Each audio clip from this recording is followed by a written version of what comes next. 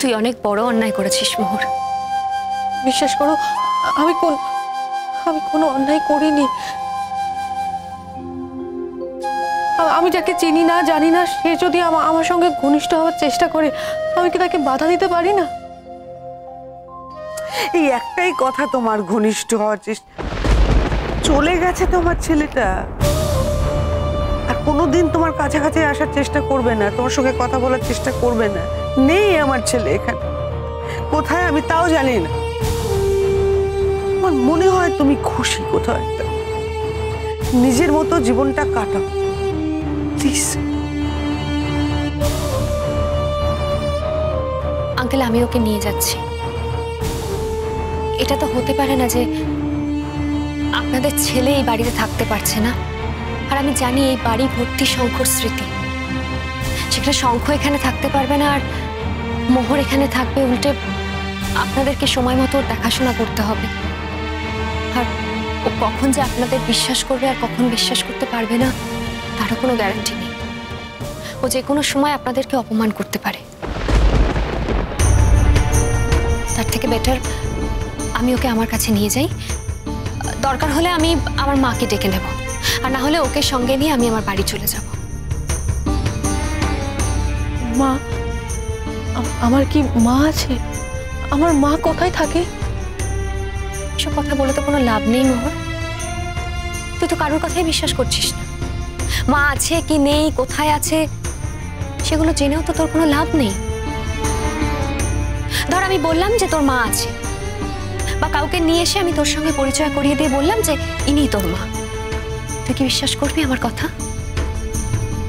এই একই ঘটনা তো তুই শঙ্কর ব্যাপারেও করেছিস, তুই এনাদের সঙ্গেও করছিস। তাহলে এসব কথা জানার কোনো রাইট তোর নেই। তোমরা সবাই মিলে আমার সঙ্গে এরকম ব্যবহার কেন করছো? ওর কলকাতাতে অনেক মেয়েই পড়াশুনো করতে আসে, কিন্তু তাদের কারোর কপালে এত দুর্ভোগ থাকে না। শুধু তোর কপালেই কেন এত দুর্ভোগ আমি জানি না মোহর। আমি আজও এটা বুঝতে পারি না। আমার কপালে অনেক দুর্ভোগ ছিল, সেগুলো সব আমি কাটিয়ে উঠেছি, কিন্তু তোর সাথে কেন এরকম হয় আমার জানা নেই মোহর। তোর কপালে দুর্ভোগ আজ তোকে এমন জায়গায় নিয়ে এসেছে যে তুই তোর জীবনের সবকিছু হারাতে বসেছিস। তুই আজ সর্বহারা মোহর, তুই কি বুঝতে পারছিস সেটা? চল আমার সঙ্গে, চল।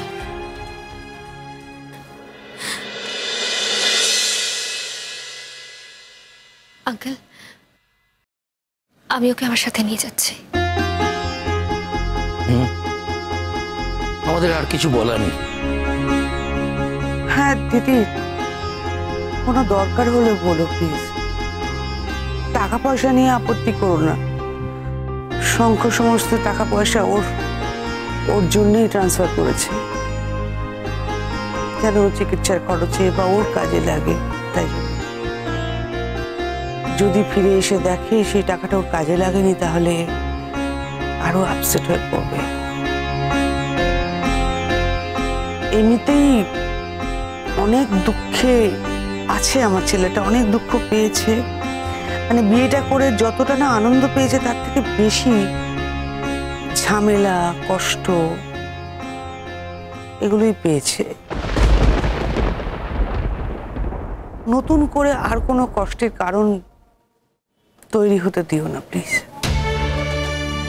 আর একটা কথা, এই টাকা পয়সা ছাড়াও অন্য যে কোনো দরকার হলে তুমি কিন্তু আমাদের বলবে, আমরা সঙ্গে সঙ্গে চলে যাব। ওকে পাঠিয়ে দিচ্ছি বলে কিছু মনে করো না দিদি, আমাদের ভুল বুঝো না। ছাড়া আমাদের অন্য কোনো উপায় নেই। তাছাড়া শঙ্করকে আমাদের খোঁজাখুঁজি করতে হবে। ওকে একা বাড়িতে রেখে আমরা দুজনে যাবো কি করে বলো? না না আঙ্কেল, আমি একেবারেই ভুল বুঝিনি। বরং আপনারা ওর জন্য যা করেছেন বা যা করছেন সেটাই অনেক। এতটাও বোধহয় কেউ করে না। ওর অনেক ভাগ্য যে ও শঙ্কর মতো স্বামী আর আপনাদের মতো শ্বশুর শাশুড়ি পেয়েছে, এরকম একটা শ্বশুর বাড়ি পেয়েছে।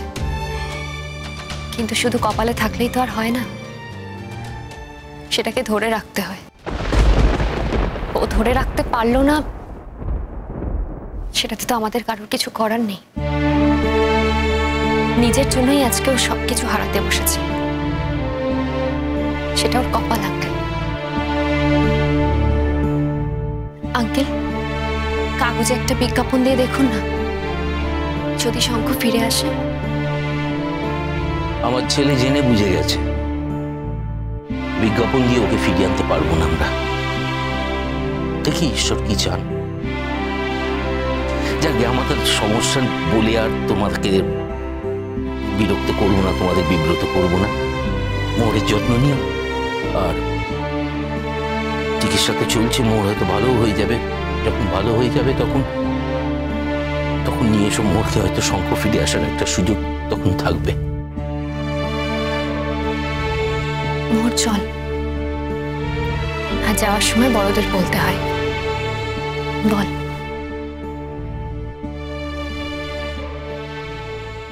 আমি আসছি।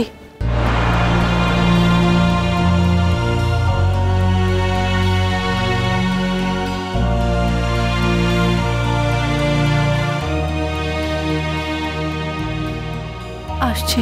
হ্যাঁ, এসো এসো। সেদিনটার অপেক্ষা থাকবো যে কবে তুমি বুঝতে শিখবে তোমার জীবনটা তুমি শেষ করে ফেললে।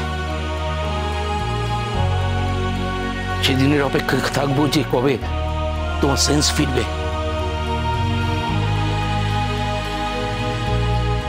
কবে তোমার স্মৃতি ফিরবে। সেদিনের অপেক্ষা থাকবো। ভালো থাকো, এসো।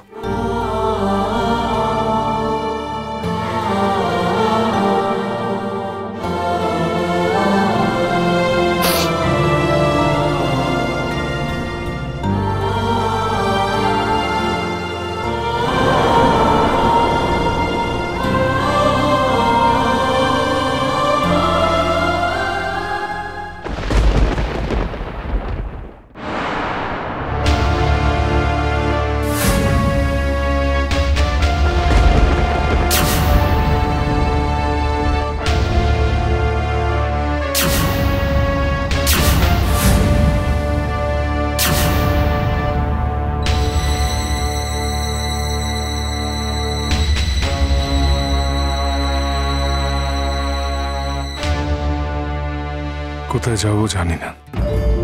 একটা অজানা রাস্তা, অজানা স্টেশন দেখে নেমে পড়লাম। একে কি বলে নির্দেশ যাত্রা?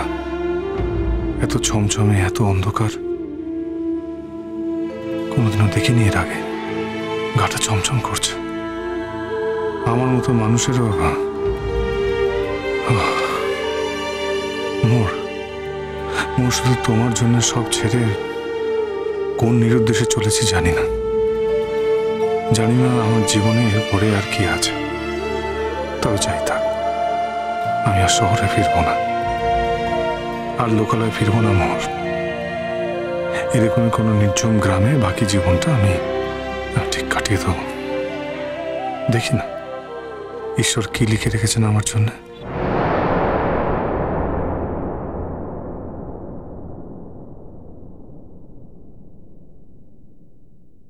এই তল্লাটে নতুন মনে হচ্ছে না?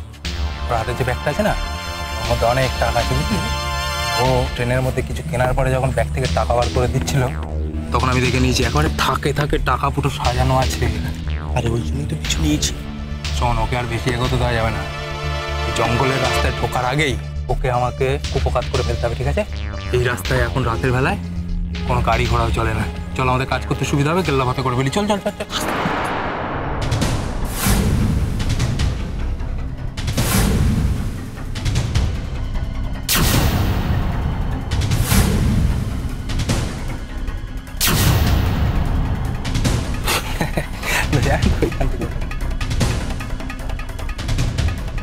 কারা যেন আসছে, তারপর যেই তাকাচ্ছে উনি চুপ করে যাচ্ছে। এমনিতে গলার স্বর পাচ্ছে, যেই পেছনে তাকাচ্ছে উনি ওরা চুপ করে যাচ্ছে। কারা এরা? ইচ্ছে করে করছে নাকি? কথা শেষ হয়ে যাচ্ছে তাই চুপ করে যাচ্ছে কি জানি না কিছু। কিরকম একটা আশ্চর্য অনুভূতি হচ্ছে, অদ্ভুত লাগছে।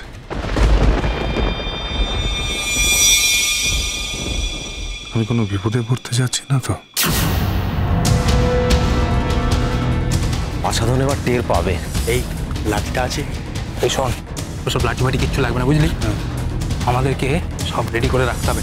শোন, প্রথমে গিয়ে ব্যাগটা কেড়ে নি, আমরা তিনজন ওকে চেপে দেবো।